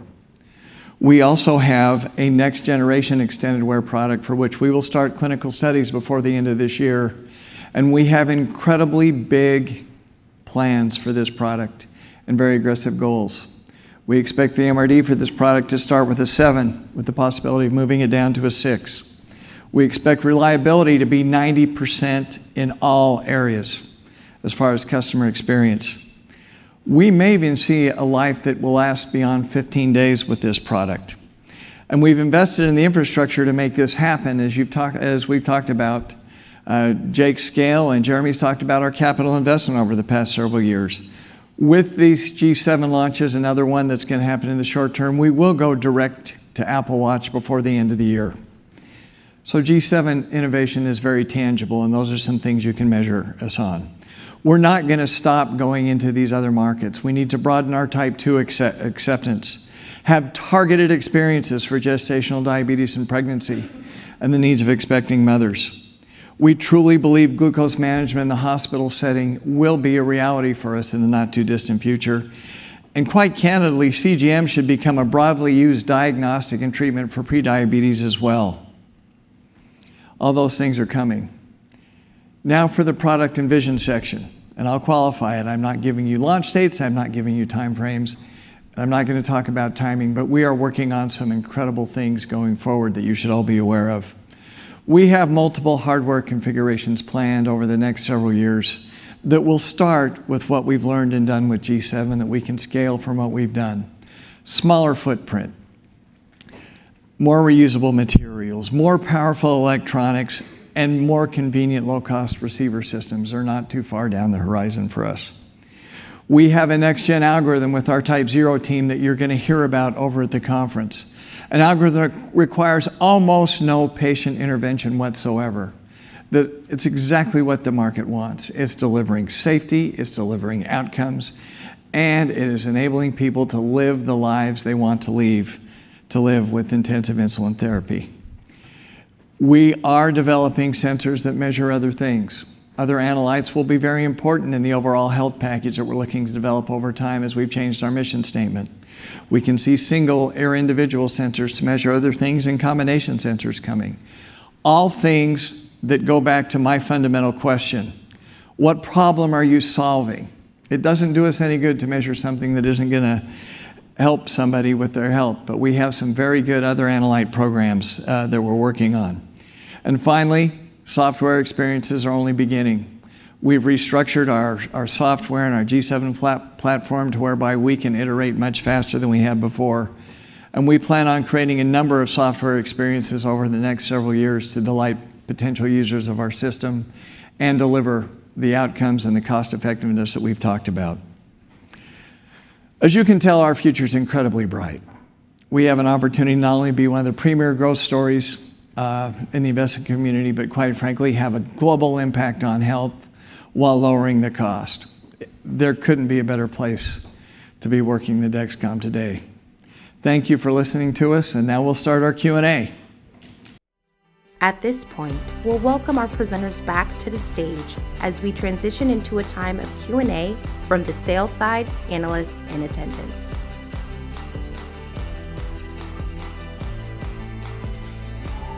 All right, thanks everyone.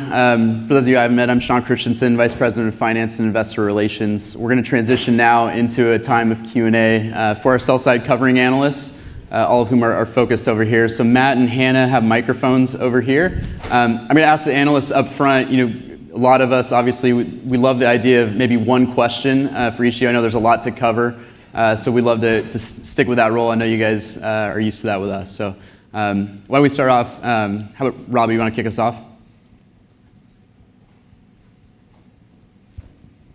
Thanks, Robbie Marcus, JP Morgan. Appreciate the great Investor Day, really helpful, lots of commentary. Maybe my one question, the Type 2 non-intensive product, 15-day wear.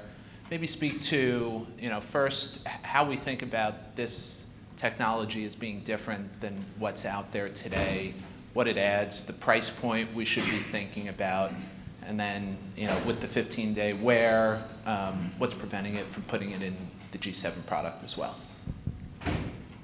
I'll start a bit and then I'll pass it on to Jake and Terry, who I know are going to have comments. We're not going to talk about the price point today. And this will be built on a G7 platform. And over time, as I said earlier, we will move G7 and all other products to 15 days. But we truly believe this is a different experience for people. As I've talked to healthcare professionals, payers, and people across the world, the one thing that drives healthcare outcomes is engagement. And we truly believe we can create an experience that people will engage in and start a platform with this product for non-insulin users as the designation for the product and how we're launching it that will engage them. And Jake, if you want to talk about the technical features, and Terry, some of the others, you guys go ahead. Sure, yeah, thanks, Kev. When you think about the feature set, as we said, it's really designed for the needs of that user. So again, you're not thinking about glucose alerts and alarms. You're thinking about helping that user connect the dots in how diet, physical activity, and their medication impacts their glucose readings. And so, there's no better tool to teach someone about their glucose dynamics than CGM. It really helps them understand how different behaviors impact glucose and ultimately allows them to see the insights on how to live healthier and better manage their diabetes. From a technology perspective, we've been working on multiple different technologies that help expand the sensor life and the survivability. Some of those are being implemented into that new product to extend the life to 15 days. As Kevin mentioned, we have another product that has additional technology that further enhances the reliability. One of the things we know is that the customer retention that we see and the customer satisfaction that we see from our customer base, and the reason why it's higher than others, is because of the reliability of our systems. And so we want to make sure that any new technology absolutely meets those expectations or beats them. And I might just add, while we're not, I think for confidentiality reasons, going to go into details about the feature set of this new product, I shared earlier that the non-insulin and non-severe hypo-risk patient has a very distinctive set of needs. And what I didn't share is we know from our customer insights that current products on the market do not fully meet the needs of this population. And so we're designing a feature set that, to Kevin's point, will create a customer experience that is exactly what this population is looking for. Great. Hannah, why don't we go to Joanne right next to you? Thank you very much. Joanne Winch from Citibank. So much to ask. I'm going to spend just weight loss. That's where I'm going to go with this. The GLP-1s, the impact on sensors and pumps, I can't answer that question enough for investors, but I'd love to hear your response to that. And there was an interesting statistic of 5% weight loss. What do you do with this, and how do you incorporate that into the wave that's coming behind you or ahead of you? Thank you. Terry, you want to start? Sure. The GLP-1s are a big advancement in healthcare, and we see Dexcom CGM as complementary to the utilization of GLP-1s and SGLT2s and the whole array of new drugs as they advance in this population. One of the things CGM delivers is behavior modification that helps address people's diabetes and overall health outcomes for the long term. So we see the opportunity here as really complementary. You want to go ahead? Yeah, the only thing I'd add is, you asked about the weight loss. And so what was really unique about that 5% stat is that's in basal insulin users. And so it wasn't a weight loss study. It was basically, we were just tracking how users were using the current product. And it's basically because they were able to better manage their diabetes and not gain weight that's often a fear for insulin use. And so, with so few people with type 2 diabetes hitting their targets, therapies like GLP-1s combined with CGM, we see as a great way to help people live healthier and hit their glycemic targets. Matt, why don't we go to Jeff?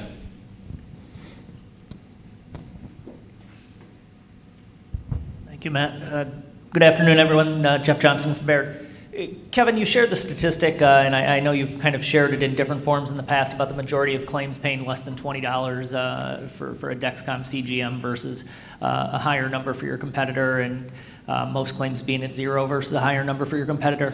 That is consistently, when we talk to PCPs especially, a selling point for why those PCPs seem to prescribe to your competitor. They feel like that price point is lower out of pocket to the patient for your competitor's product. So you've got the statistics, you've got the data. I don't argue with that data, but how do you go out and change that mindset? And how important is it to change that mindset to the PCP themselves to maybe add to your competitive position in the PC channel? Thanks. I'll take that. It's absolutely critical that we change that perspective. I was recently out in the field, and actually we brought some physicians in-house, and we heard the same thing, and that really is not the truth. We have worked very hard to develop access and low-cost access for individuals and particularly for out-of-pocket costs. So we have an educational effort that we need to be better at, and that's why we doubled the size of the field sales force, and we're continuing to look at things we can do to make people aware of that. I think another thing that we have to work on, Jeff, and they're working on, robustly, is not only the price point, but the access and the work required by the PCP themselves to prescribe our product. We've got to eliminate or greatly reduce, for example, pre-authorizations, because there's a perception of expense if it's expense for the doctor's time and the time they use. And that's what I've heard in the field, and that's what we've heard from physicians as well, that getting coverage is not enough. Getting coverage that is easy for everybody is much more important. And I think some of these factors also bleed over into cost perceptions, because if you can go to the drugstore and you don't have to fill out a pre-auth or do anything, that appears less expensive than when there is a pre-authorization that has to happen. So we have a multifaceted approach for doing that. We continue with our educational efforts. Quite candidly, our field sales team have great tools to demonstrate that to physicians, but if you're a physician and you're spending 5 minutes with a Dexcom rep, the last thing we want to do is take out an iPad and have to walk you through all those costs. But we have those tools, and we present them. We just have to keep pushing and have better experiences for patients over time, and we will. Hannah, why don't we take a question from Matt Blackman, aisle row 2. Matt Blackman from Stifel. Thank you for taking the question. The question for Jeremy on the guidance, on the gross margin in particular. Could you maybe give us a little bit more color on the puts and takes there? I guess a little bit surprised that it didn't have a little bit more upward pressure with Malaysia now online, and obviously 15-day. I heard you say, obviously, using opportunities to increase access with Dexcom One. But is there anything else in there that we should be thinking about? And I know you don't want to give beyond 2025 guidance, but is that how we should be thinking about sort of the baseline gross margin, or is there a significant opportunity for that to walk higher over time? Yeah, let's stick with 2025, but let me give you some of the puts and takes, which I think will be helpful. So, in that guidance figure, we're assuming we're not necessarily at full capacity by that point. And so as we exit 2025 at full capacity, that $10 sensor, but there's ramp that would take place over the course of that time. So some of that plays into it. We are assuming some contribution from Dexcom One, which, as you know, is a lower gross margin profile, but still significant operating margin contribution. And when we talk about partners, I think Terry talked a little bit about Italy and Argentina leveraging partners to go into some of these markets. We have almost no operating costs, but that is full, the gross margin is fully flow through. So some of that margin ultimately accrues to our partner.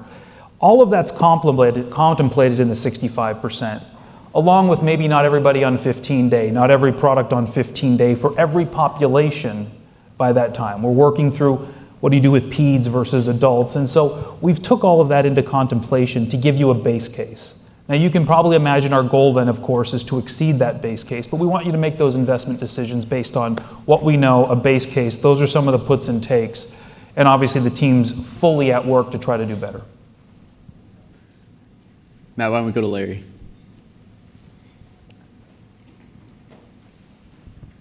Thanks for taking the question. Larry Beagleson, Wells Fargo. On the new product, the non-insulin product, 2 questions on that. One is, it's a large market, 25 million people. Do you have the clinical data you think you need to drive adoption, or do you need to develop more clinical data?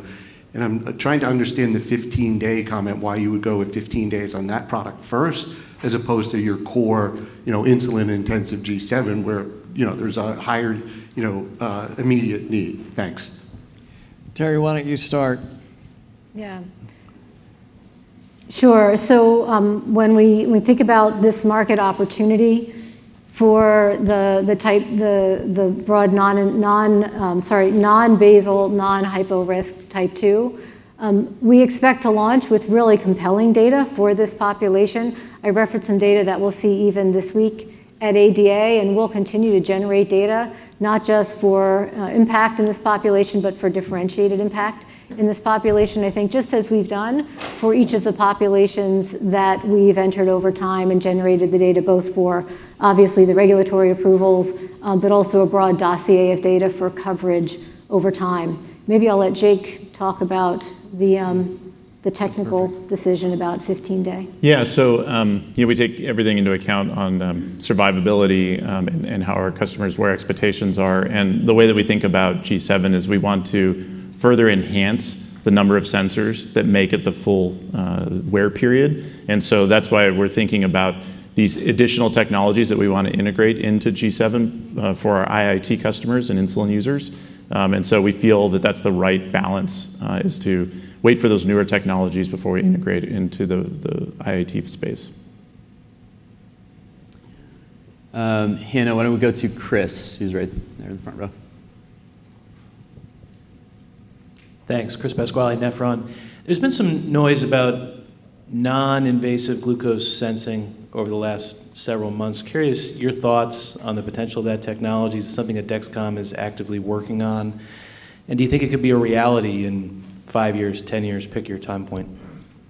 I've seen those technologies for a very long time. I started in diabetes in 1994, and I've seen a lot of those technologies come and go over the years.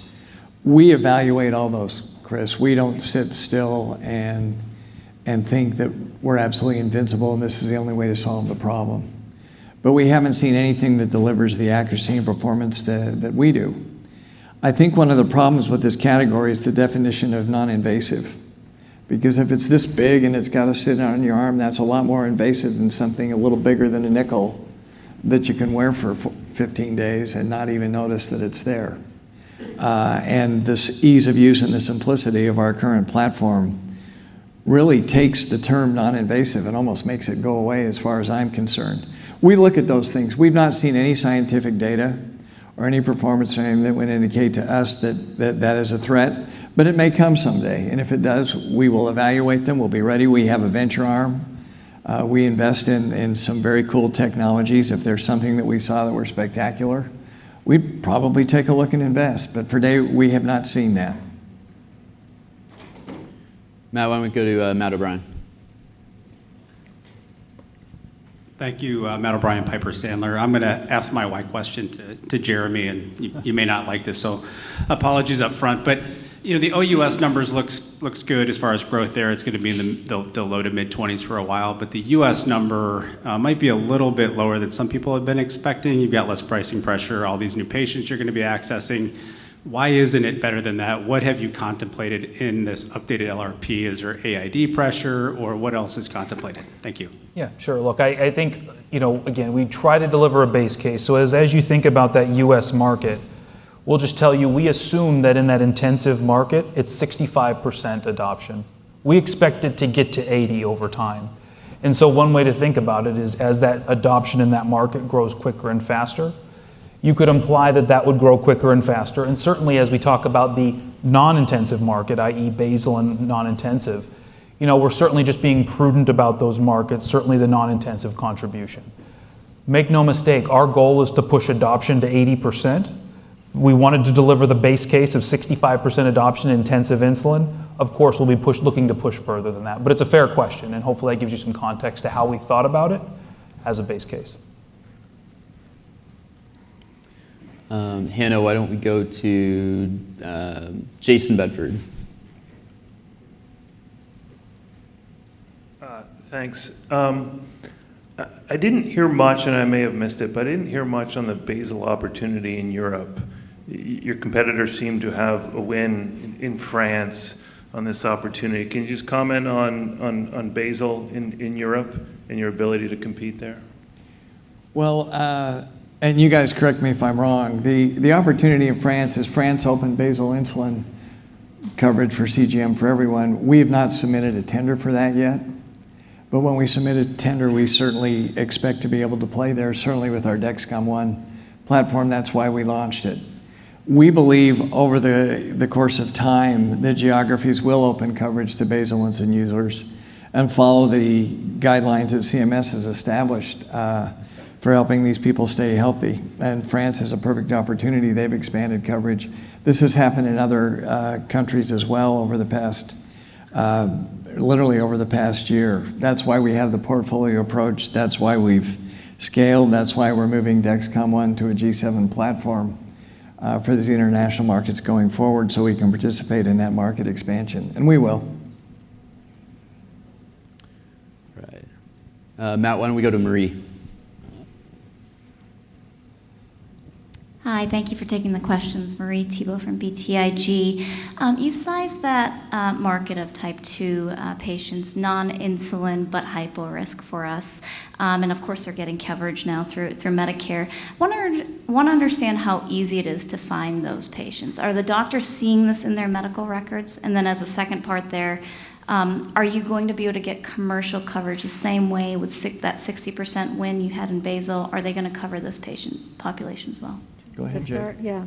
In terms of the identification, if you look at the CMS ruling, the requirement for identification of these patients is fairly straightforward, so we don't expect that to be a burdensome element in the adoption for this population.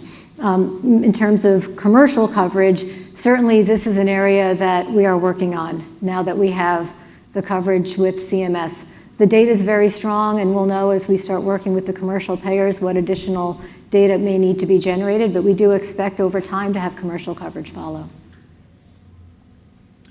Great. Hannah, why don't we go front row? Is that Margaret? I can't see that far. Thanks, Sean. Margaret Kaiser, William Blair. Thanks for taking the questions. I'm going to slide one in just as a follow-up on the 2025 guidance. It didn't sound like you increased the non-insulin or basal opportunities, I guess, relative to that 2025 guidance. So are you assuming much, if any, products, I guess, that you had referenced in 2024 there, and why or why not? And then, given that there's, frankly, already a significant number of non-insulin users today, can you speak to that patient characteristic profile that's using and how that might change by 25? Sure. Yeah. Let me start with the assumptions around the LRP, and then if Terry, if you want to kind of augment with where the market's going. So just some context for that basal assumption, because I think it's good to get all these assumptions, and then obviously we'll look to do better. So this assumes about a 25 to 30% adoption in the basal population. So Matt asked the question about the intensive insulin. That's about 65. This is about 25 to 30%. Today we talked about already being at 10%. And so that's assumed in that adoption. That's a majority of that 700 million. We're highly confident in those numbers. And again, highly confident, these are base case numbers that we ultimately come up with. As we think about the non-intensive products, certainly as we launch it in 2024, and likely the back half of 24, the contribution is going to be significantly in 2025. And so it's a little bit less of a contribution because, as you know, we're a bit of a recurring revenue model business, and so it takes a little bit of time for those to build. There's a little bit of contribution there from gestational and hospital as well. Again, we'll give more clarity in those as time moves on. So that's why the number was the same. Highly confident in that number, but the number is certainly the same. And again, I reiterate it all the time. These are our base cases, and we certainly are incentivized to certainly go further than that. Anything else you want?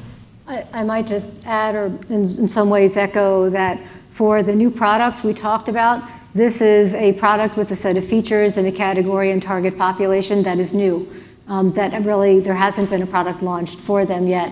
And so while we expect significant opportunity over time, I think we're also being prudent as we're going to learn much more about what we can do to accelerate the uptake of that population once we've launched the product. And to Jeremy's point, that time frame is really, the growth starts more in 2025. Now, why don't we go to Travis? Hey, Travis Teague, Bank of America. Thanks for putting the investor data together. I know it's a lot of work on your part. So Jeremy, maybe you could talk a little about kind of what you're seeing in the basal uptake, with scripts over the last few months, as that population's come online, and we're kind of surprised to see the 60% commercial population too. And then Kevin, if you could kind of help, I know we talked about the new insulin product, you mentioned a lot of other things. If you could kind of break down kind of what you're willing to disclose on the new product standpoint today. There was a little confusion on, is that G8 you're talking about, or would those be incremental updates to G7? Just love to get a full picture of the new product front. Yeah, so why don't Terry and I kind of frickin' frack on the basal uplift. Why don't you go ahead and start in terms of anecdotally what you see, and then I can kind of give you some context. So it is early. We're still just a little over 2 months out of that CMS expansion coverage going into place. And of course, a lot of that government volume goes through the DME channel. So there is a bit of a time lag on when we see the data coming through. But anecdotally, what we are seeing and hearing is really strong uptake. And we would expect that Dexcom will get our fair share of that growth in the basal population.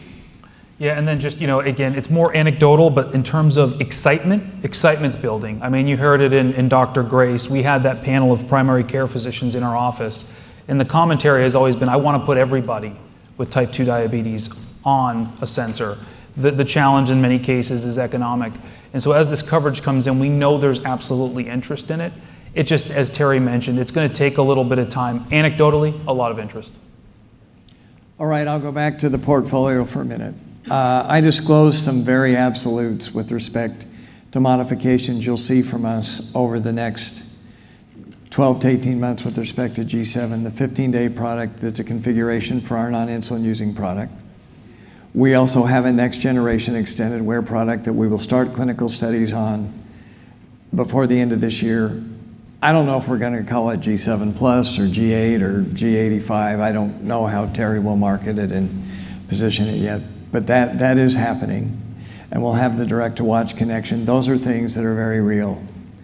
We then have a lot of projects that really are our future technologies and things we're going to do to continue to innovate. Again, as you look at that series of firsts that we've accomplished over time, what are those next firsts that we want to do?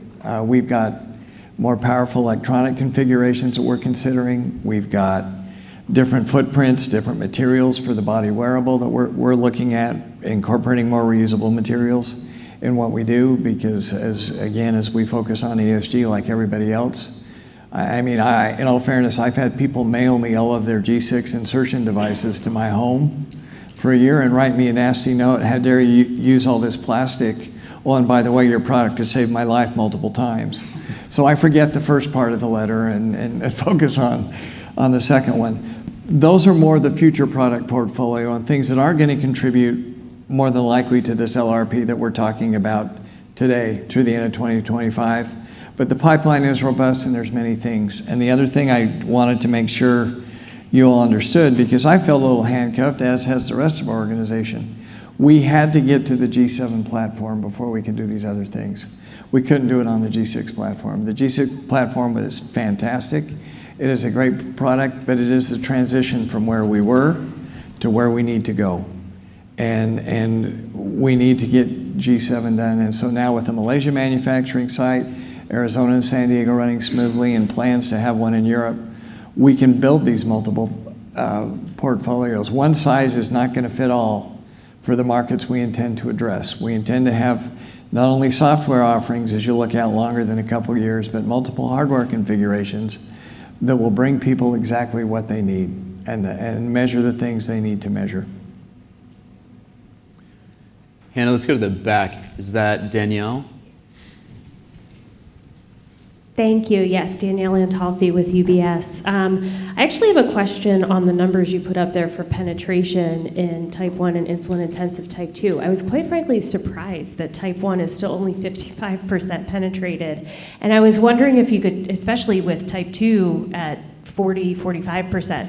So could you talk a little bit about what maybe is going on there and why we haven't seen that sort of accelerate a little bit more as you've expanded into the new patient populations and ramped marketing and things like that? Sure.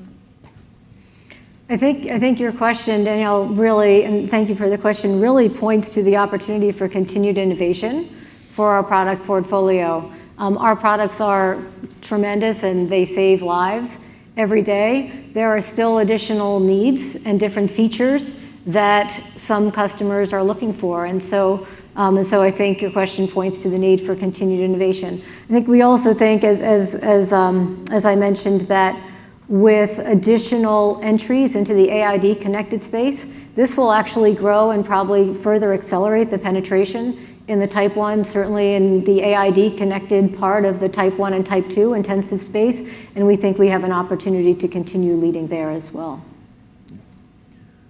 We have time for a few more questions. Matt, how about we go to Steve? Thanks. Steve Lichtman from Oppenheimer. Just another question on the new market contribution in 2025.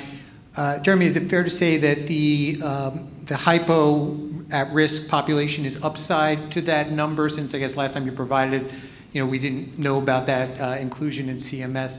And what are you assuming from utilization for the basal only? What are you seeing out there so far? I know it's early days. And what are you assuming for that utilization, that group? Thanks. Sure. Yeah, I can take that. So in terms of the contribution from hypo, I'll say severe hypoglycemia or problematic hypoglycemia, it's a relatively small contribution assumed in the LRP. Why? We've got to drive awareness. And so look, Terry mentioned it, that's the challenge ahead of us, driving awareness that you do qualify for reimbursement and letting these primary care physicians know. Clearly, we're going to drive towards that and try to outperform that, but it is a relatively small contribution. In terms of then your question on basal wear and how that wear, based on the mobile study and based on what we've seen, it's predominantly full-time wear. And while you may see some periods there where, say, there's a weekend someone might take off, for the most part, it's full-time wear. Mobile would have confirmed that. And so that would be our expectation, at least, as a majority of folks are full-time wear. So assume a relatively similar utilization from our existing base. Hannah, let's go to Kyle.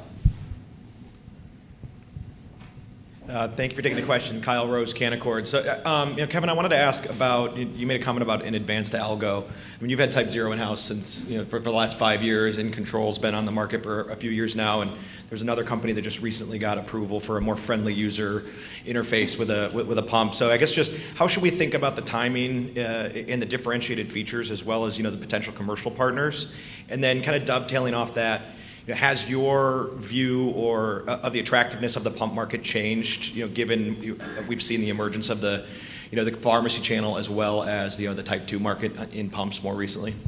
Jake, you want to talk about the features, and I'll talk about the overall market. Why don't you talk about that? Sure. Yeah. Thanks for the question. So as we think about our Type 0 team, right, they did develop the Control-IQ algorithm, but it doesn't stop there. They've continued to advance the technology. We did a presentation ATTD earlier this year around, it was our first unveiling of that new algorithm. And, it's really designed to get after some user needs that currently aren't addressed.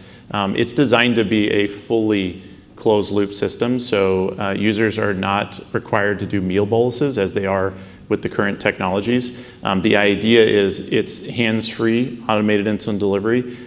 And we expect that that's going to bring new customers into that AID fold because of the simplicity that type of technology shows. What we did in the clinical study, some of the initial feasibility studies, was we enrolled very unengaged Type 1s in that study. So these are people who had very low time in range. We're talking 15-20%.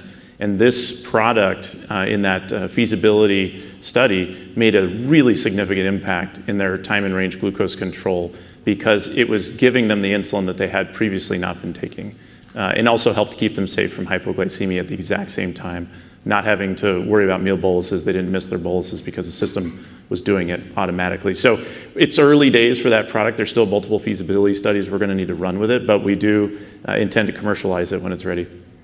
And with respect to commercialization, we have several options from a licensing perspective.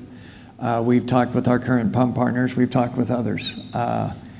I do believe, based on what I've heard from the clinicians who have experienced this algorithm and this technology, this does open up the door for more pump penetration. And it does open up the door to get more users there. We'll pick that commercial strategy as we continue to develop more data. We're excited for the opportunity to continue to expand the category and give people better lives. I think what these guys have done is very much a breakthrough. When you listen to the doctor who runs the trial, I had dinner with him not long ago. It's pretty exciting. And so we do need to figure out a way to get this technology to market. What a great problem to have great technologies you need to get to market. I think we're good with that. We'll figure it out. Why don't we take our last question from Matt Taylor? Hannah, right by you. Thanks. It's Matt Taylor from Jefferies. So I just want to ask another follow-up question on the non-intensive product and the opportunity there. You talked about starting out with the cash pay, but also doing some evidence development in the future to try to get more formal coverage. So I was hoping you could maybe describe for us what you think you can do in terms of penetration with just cash pay, and anything that you could give us in terms of breadcrumbs on the pathway to more formal coverage. I know.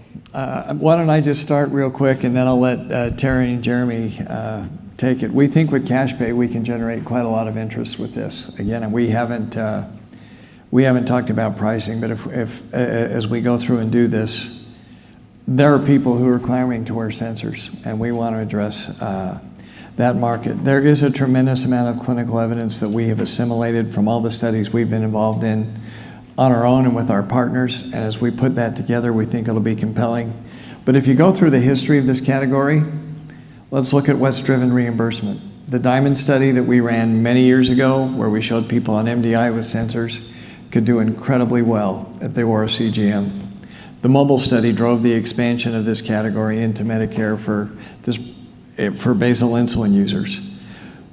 We'll work on thoughts and things that we need to do to drive that. We have not, again, designed a landmark study to show that. I think there's a lot of evidence that as we accumulate it, we can get to reimbursement, and if we can get enough live real-time users as we go, I think that can be very compelling as well. I don't know, Terry, Jeremy, you guys have anything else? Just to complement your point, Kevin about the meaningful penetration that we can drive with cash pay for this product. We know that this population is highly motivated, but it's also a population that we know from our data, our insights from the primary care community, that the primary care community is not typically speaking with this population about the need and opportunity for CGM outside of a small subset, I would say early adopter primary care, who are, Dr. Grace represents, but that's not the general perception of primary care with respect to CGM use in people who are not on insulin. So I think as we expand with our footprint in primary care and we expand the education and awareness of this opportunity, there is meaningful growth we can generate with a cash pay option. Anything to add? So if you're curious about wearing a CGM, you could probably then surmise how many people out there are also curious about it and want to use that. I think most folks in here, most folks you ask, they're curious and they want to know. And if we can create a product that's tailored to that curiosity that helps them ultimately drive outcomes, there's a lot of people that have interest. We'll go ahead and wrap there. I know there's a couple analysts I wasn't able to get to, so apologies for that. We'll make sure, certainly we can address further questions on certainly the upcoming earnings call and others. But thank you, everyone, for attending today. Thank you very much. Thank you. Thank you. Thank you.